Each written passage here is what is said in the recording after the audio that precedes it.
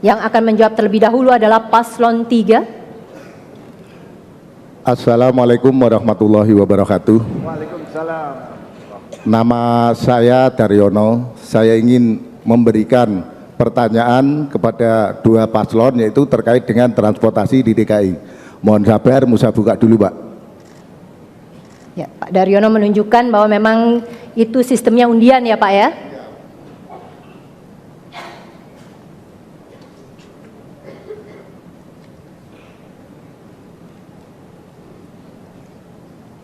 Pak, sekarang masih banyak warga yang penghasilan di bawah UMP. Jadi mahalnya ongkos transportasi membuat mereka kesulitan. Katanya ada yang merencanakan tarif Rp 5.000 untuk semua angkutan gabungan. Terus tarif Transjakarta 3.500. Sementara online banyak menawarkan bonus potongan. Apakah dimungkinkan tarif yang lebih murah atau digratiskan sekalian, Pak, untuk membantu warga yang kurang mampu dan tertarik naik angkutan umum? Ya. Monggo. Jadi Pak Daryono tadi kata-katanya adalah apakah mungkin digratiskan saja termasuk. Cukup jelas paslon 3? Silakan, waktunya adalah 1,5 menit. Matur nuwun Pak Daryono. Jadi ketika kita bicara tentang transportasi, itu lebih dari 30% biaya hidup seringkali dialokasikan untuk transportasi di Jakarta. Ini mahal. Karena itu kita akan mengintegrasikan dalam konsep transportasi yang kita sebut dengan OKO Trip. OKO Trip. Kenapa ini kita lakukan? Kita ingin seluruh mode transportasi di Jakarta tersambungkan, dari mikrobis, kemudian bis menengah, sampai BRT, kemudian LRT maupun MRT dalam satu sistem. Hari ini belum, hari ini masih jalan sendiri. Satu integrasi, dan integrasikan itu komponennya apa? Satu adalah biayanya terintegrasi 5.000 semuanya, termasuk dari Kepulauan Seribu. Ketika mereka datang ke Jakarta, maka tiket yang dipakai untuk kapal langsung bisa dipakai untuk seluruhnya. Yang kedua adalah manajemennya dibuat terintegrasi. Yang ketiga, yang tidak kalah penting, kesejahteraan dari penyelenggara seperti bapak-bapak ini.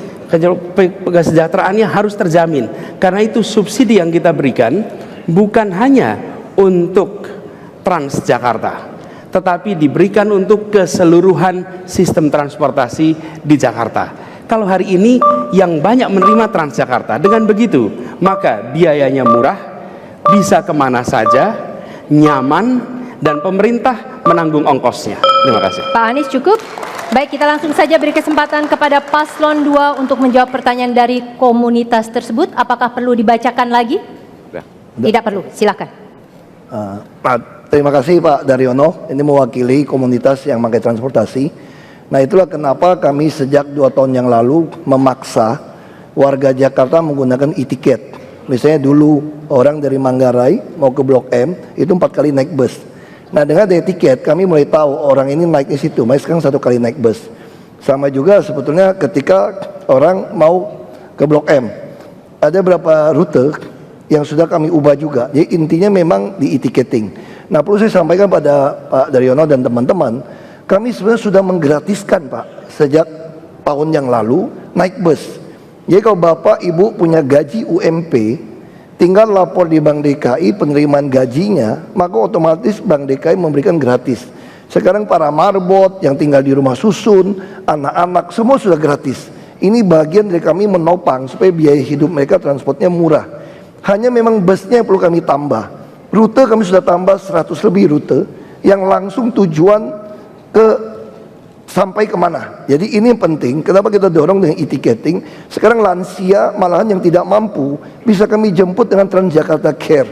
Kami punya 26 unit. Jadi orang kalau pakai kursi roda pengen dijemput, nggak punya uang ke rumah sakit, tinggal telepon 1 hari sebelumnya, kami datang, kami jemput, kami urusin. Jadi sebenarnya kalau gratis itu sudah lakukan.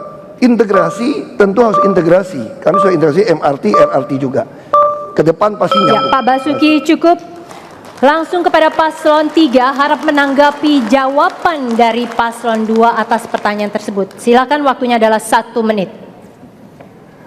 Ketika kita mengatakan akan mengintegrasikan, maka kita melihat mobilitas penduduk, dan terakhir studi dilakukan itu tahun 2007, udah 10 tahun yang lalu. Konsekuensinya, cara kita mengatur rute hari ini tidak mencerminkan kebutuhan warga. Karena itu kita integrasikan dan rutenya disesuaikan dengan kebutuhan mobilitas warga di Jakarta. Yang kedua yang tidak kalah penting, kita malah akan mengajak lebih jauh dari penyedia transportasi online untuk juga terlibat, terutama di fase di mana kita membangun integrasi itu. Karena itu perlu proses, perlu waktu. Di fase itu integrasi dengan penyedia online akan kita lakukan. Lalu yang ketiga yang tidak kalah penting, kita akan memastikan proses ini tidak top down tapi bottom up. Teman-teman penyelenggara selama ini minim diajak, kami akan undang terlibat. Anda bantu rumuskan rutenya, prosesnya. Pak Anies, cukup sampai di sana, dan kita langsung saja beri waktu kepada paslon 2 menanggapi jawaban yang disampaikan paslon 3, waktunya 1 menit. Silakan. Kadang-kadang saya suka heran juga, kami dianggap tidak bottom up. Sebetulnya ketika Anda menggunakan tiket, menempel waktu keluar, itulah bottom up yang kita lakukan. Kami tahu persis Anda sampai kemana. Misal dulu Kampung Rambutan ke Blok M 3 kali naik bus. Kenapa kami tahu banyak penumpang pengen Kampung Rambutan langsung Blok M? Karena dia tap. Jadi ini 1 juta lebih penumpang, ini belasan juta, tentu butuh data. Makanya kami dengan pola seperti ini jadi data. Kami akan terus membuat rute-rute yang baik. Busnya kami kelas dunia semua.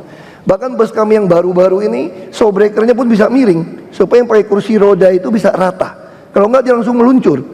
Dan lantainya pun enggak mungkin jatuh. Sekarang kita pun mengurangi 20% kapasitas kursi supaya bisa hadap ke depan, sehingga perempuan mempunyai ruang yang nyaman di dalam bus. Busnya semua sangat standar. Kenapa lambat? Karena kami ingin produksi karoseri lokal. Itu aja masalah. Ya, Pak Basuki, kita cukupkan sampai di sana, dan kita tepuk tangan untuk jawaban paslon 2, paslon 3, dan juga masyarakat transportasi. Baik, ini kita lanjut kepada komunitas yang ketiga. Adalah komunitas rumah susun dan toilet untuk semua keluarga. Jadi tadi saya sebut permukiman, ternyata ada yang secara spesifik, yaitu rumah susun dan toilet untuk semua keluarga. Silakan perwakilannya mengambil pertanyaan untuk undian, kemudian disebutkan namanya. Terima kasih buat Mbak Ira. Assalamualaikum warahmatullahi wabarakatuh. Nama saya Soekarto, nama topnya Karto ya. Saya pengen bertanya kepada kedua kandidat calon gubernur. Pak, kami ini warga rusun Jatinegara yang direlokasi akibat normalisasi Kali Ciliwung. Kami menderita tidak saja secara ekonomi tapi juga secara mental. Kami benar-benar merasa drop. Saat ini kami tinggal di rusun yang sering bocor, padahal kami harus menanggung beban biaya bulanan terus menerus. Bila Bapak terpilih, apakah Bapak tega untuk terus menerus membebani kami biaya rusun yang bocor ini? Terima kasih, Pak. Ya, yang pertama jawab adalah paslon 2. Pertanyaannya cukup jelas. Baik, waktunya adalah 1,5 menit. Terima kasih Pak Harto. Memang harus kita akui, beberapa rusun yang dibangun dengan kontraktor yang maling itu berakibat seperti itu. Makanya sekarang kenapa kami memperlambat, kami lebih baik pilih yang mutu yang baik. Kalau Bapak perhatikan rusun-rusun yang Bapak tinggal, kalau soal tidak bayar bagaimana? Memang rusun itu tidak bayar sebetulnya Bapak, Ibu. Rusun itu tidak bayar, ini hanya kontribusi untuk pemeliharaan lingkungan. Itu pun kami subsidi 80%. Nah, yang tidak mampu bayar beberapa sudah kami bayarkan lewat basis, juga lewat operasional saya sebetulnya. Tapi setelah kami teliti, hanya 30% yang tidak mampu bayar, 70% itu tidak mau membayar. Nah, ini yang sedang kita lagi bantu, termasuk kita akan bangun di Ciangir. Harus kita akui waktu kami memindahkan itu, ada unsur sosial yang kami tidak perhatikan waktu itu. Misal contoh, tadi bisa pinjam cabai, pinjam minyak goreng, waktu pindah tetangganya berubah. Nah sekarang untuk yang pindah baru, dia boleh sama-sama tinggal di satu lantai. Nah ini yang kami lakukan, termasuk tempat dagang.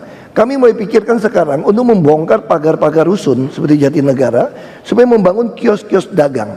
Nanti ke depan semua rusun kami itu kios dagang itu di tepi jalan, sehingga mobil yang lewat bisa mampir. Inilah yang kami harus akui, ada kesalahan desain yang masa lalu yang terus kami perbaiki sekarang. Saya mohon maaf dan saya harap Bapak Ibu bisa bersabar. Pak Basuki cukup, langsung saja saya beri kesempatan paslon 3 waktunya 1,5 menit menjawab pertanyaan dari komunitas rumah susun tadi. Apakah perlu diulang pertanyaannya? Cukup, kita sudah Cukup, paham. silakan. Ini pertanyaan yang sering muncul ketika kita bertemu dengan warga rumah susun. Hamzah dari Bukit Duri yang pindah juga ke rumah susun menceritakan penderitaan dimulai ketika masuk rumah susun. Karena itu kenapa konsep kita adalah menata kampung. Dan kita perhatikan, dalam memimpin, membawa hati. Gubernur ini bukan sekedar melaksanakan peraturan, membuat peraturan, bukan. Gubernur ini pemimpinnya rakyat. Rakyat itu saudaranya. Karena itu penderitaan rakyat adalah penderitaan gubernurnya. Bukan dipandang penderitaan rakyat sebagai kelompok orang saja. Tidak bisa. Ini bukan statistik. Ini adalah manusia yang punya hak hidup yang sama di Jakarta. Karena itu kenapa kami ingin hadir memimpinnya dengan hati. Karena problem yang seperti ini. Solusinya, kenapa kita buatkan program perumahan dengan DP 0 rupiah, supaya warga di kampung-kampung yang hari ini kampungnya sempit. Saya datang kampung Krukut, 4 km dari balai kota. Di sana padat sekali, sempit, kamar mandi pun berbarengan di depan. Kita tata ulang, lalu mereka diberikan akses pada apa? Pembiayaan. Sehingga bukannya dipindahkan ke tempat jauh, diberikan solusi di situ dan diberikan hak untuk memiliki rumah di tempat itu dengan pembiayaan 0 rupiah DP-nya. Terima kasih. Ya, baik, langsung saja paslon 2 menanggapi jawaban yang diberikan oleh paslon 3 tadi dalam waktu 1 menit. Silakan. Matur Subanun Pak Karto. Kami sudah ke Rusun Jatinegara. Memang ada beberapa yang komplain tentang persoalan yang disampaikan. Sekarang begini, mari kita bandingkan. Sekarang kondisi kampung pulau seperti apa, sudah indah. Mereka yang masuk Rusun Jatinegara itu mendapatkan banyak fasilitas, mulai KJP, KJS, permodalan, bis Transjakarta gratis, ada feeder bus ya. Jadi banyak sekali yang dimanfaatkan. Oleh sebab itu, kami mohon dengan sangat, kami tidak bisa memuaskan semua orang. Pasti ada yang komplain. Dengan permohonan maaf, kami akan berusaha memperbaiki kalau ada yang bocor-bocor. Meskipun itu dulu yang membangun adalah PUPera, tapi kami tanggung jawab untuk menyembuhkan yang bocor. Dan itu rusunnya adalah 30 meter persegi yang cukup layak untuk warga kita, saudara kita yang ada di Kampung Pulo. Terima kasih. Ya, langsung saja paslon 3 menanggapi apa yang disampaikan oleh paslon 2, waktunya 1 menit. Jadi dibutuhkan warga di sini sebenarnya solusinya. Karena itu kenapa kita melihat persoalan ini, kita bayangkan seseorang tinggal di Jakarta sebutlah 40-50 tahun sejak kedatangannya. Ada periode di mana mereka menggunakan rumah susun seperti yang Anda sudah miliki sekarang, rumah susun. Di tempat itu kami akan pastikan yang sudah tinggal di sana penyelenggaraannya baik, manajemennya baik, dan itu artinya ada transparansi, siapa yang mengelola, siapa yang bertanggung jawab bila ada masalah, dan menggunakan alat digital untuk bisa ada monitoring yang baik. Tetapi itu tidak cukup. Ke depan lewat program OKOC ada peningkatan kesejahteraan. Lalu yang kedua yang tidak kalah penting, dari situ pindah naik kelas untuk memiliki rumah sendiri, baik rumah tapak ataupun rumah susun, tetapi memiliki rumah. Dan ini yang kita siapkan. Solusinya adalah manajemen lebih baik, peningkatan kesejahteraan, dan punya rumah sendiri. Ya, Pak Anies, kita cukup sampai di sana dan kita beri tepuk tangan untuk jawaban paslon 2, paslon 3, dan komunitas rumah susun dan toilet untuk semua keluarga. Baiklah, hadirin para paslon, kita masuk kepada komunitas keempat, yaitu komunitas nelayan. Silakan perwakilannya untuk maju mengambil undian pertanyaan, disebutkan siapa namanya. Assalamualaikum warahmatullahi wabarakatuh. Kami Iwan dari nelayan. Pak, kami nelayan sudah tinggal di pantai Jakarta turun temurun. Apakah kehidupan kami sebenarnya diikuti oleh atau Saya tidak? boleh bantu ya Pak? Jika- Apakah kehidupan kami sebenarnya diakui atau tidak? Betul itu yang mau disampaikan? Ya, Ya, lanjut Pak. jika iya, apakah kebijakan pemerintah DKI itu masa depan kehidupan kami? Saya merasakan hal ini karena merasa program lain kayaknya reklamasi lebih diperhentikan, sementara kehidupan kami nelayan diabaikan. Ya, baik. Apakah kedua gubernur akan memperbaiki kehidupan nelayan dan akan mensejahterakan nelayan, dan apakah mau menghentikan reklamasi atau kesejahteraan nelayan? Tolong diperhatikan itu. Ya, baik. Ya, terima kasih. Saya akan ulang pertanyaannya supaya lebih jelas. Intinya adalah mereka mempertanyakan sudah turun-temurun, tapi sebenarnya mereka diakui atau tidak. Jika iya, apa kebijakan pemerintah DKI untuk masa depan kehidupan mereka? Mereka merasa bahwa program lain seperti reklamasi lebih diperhatikan, sementara kehidupan mereka diabaikan. Baik, saya beri waktu 1,5 menit, dijawab terlebih dahulu oleh paslon 3. Silakan.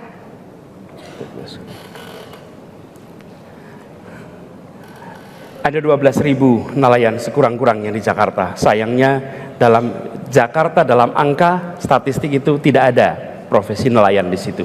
Karena itu kami akan memastikan bahwa nelayan di Jakarta meningkat kesejahteraannya, dan salah satu caranya mengapa kita menolak reklamasi, karena reklamasi itu justru memberikan dampak yang amat buruk kepada para nelayan kita. Selain itu memberikan dampak kepada pengelolaan lingkungan. Kita tahu betapa ada 13 sungai yang mengalir ke Teluk Jakarta, dan hadirnya reklamasi di sana konsekuensinya pada kita semua yang ada di ruangan ini, banjir akan menjadi fenomena rutin bagi kita karena air yang mengalir justru dihadapkan dengan reklamasi. Dan yang ketiga, terkait dengan para nelayan, kita akan memastikan program peningkatan kewirausahaan untuk nelayan dilakukan secara intensif. Kita akan latih, kita akan berikan modal termasuk fasilitas perkapalan sehingga para nelayan di Jakarta bisa merasakan manfaat mencari pencaharian di Teluk Jakarta, di sekitar Kepulauan Seribu. Ini yang sekarang terlewatkan. Kalau kita masuk di Kepulauan Seribu saja, pelatihan, pendidikan untuk para nelayan dan keluarga nelayan amat minim. Di sana kita akan kembangkan SMK untuk perikanan, dan para nelayan dilatih sehingga bisa lebih produktif dalam mereka melaksanakan. Waktunya habis. Saya beri kesempatan kepada paslon 2 untuk menjawab pertanyaan dari komunitas nelayan. Saya sudah bacakan, apakah Namanya Pak. kemudian perlu diulang? Namanya Pak apa tadi? Namanya. Namanya silakan Pak. Nggak jelas. Pak Triman. Pak Triman. Iwan. Pak Iman. Ya, Pak silakan. Iman. Ya, terima kasih Pak Iman. Saya mau tunjukkan, ini adalah nelayan Muara Angke. Rancangannya kami tidak pernah punya niat mengusir nelayan. Ini tematik, bahkan ada kanal untuk perahu nelayannya. Ini adalah Muara Baru. Pantai Mutiara mengajukan izin memperluas untuk perumahan mewah. Saya tolak, kami tolak. Kami memperluas justru di sini, dapat tanah 10 hektar. Untuk apa? Supaya nelayan ada tempat sandar, termasuk ada tempat penyimpanan ikan, termasuk pengolahan ikan seperti ini jam-jaman. Tapi ini akan dimiliki oleh nelayan. Lalu kita bisa lihat, kita harus menyelesaikan banyak tanggul. Jakarta ini 1,5 meter di bawah muka laut. Kita lagi meninggikan 3,8 meter tanggul. Nah, tanggulnya sedang dikerjakan. Ini adalah tanggul yang kita kerjakan dari Cilincing menuju Tanjung Priok. Ketika tanggul ini jadi, maka ini semua ada tambatan untuk perahu. Dan bagaimana untuk perumahannya? Perumahannya akan kami taruh di tepinya, di tepi tanggul. Semua nelayan akan tinggal di tepi tanggul, perahunya di sini. Bahkan kami mulai memikirkan untuk Muara Angke. Kita sedang akan membangun restoran apung supaya ibu-ibu nelayan juga bisa melakukan ini. Restoran yang lama akan kita bongkar. Jadi sebetulnya lapangan bola Angke, desain pengembangan terpadu Muara Angke sudah jadi semua. Ini hubungan apa dengan pulau reklamasi?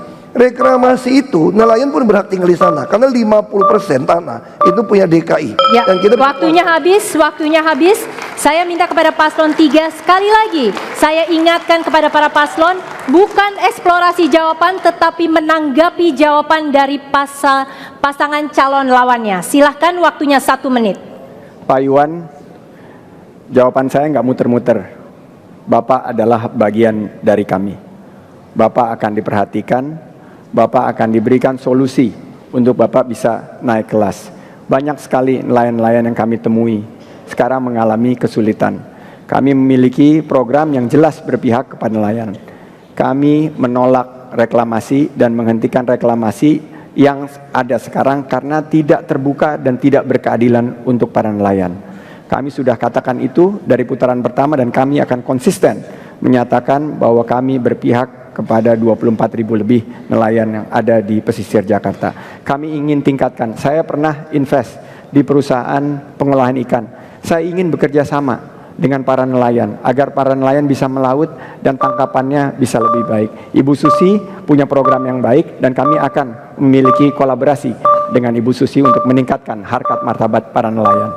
Ya, langsung saja paslon 2. Paslon 2, kita tahan pendukung paslon 3.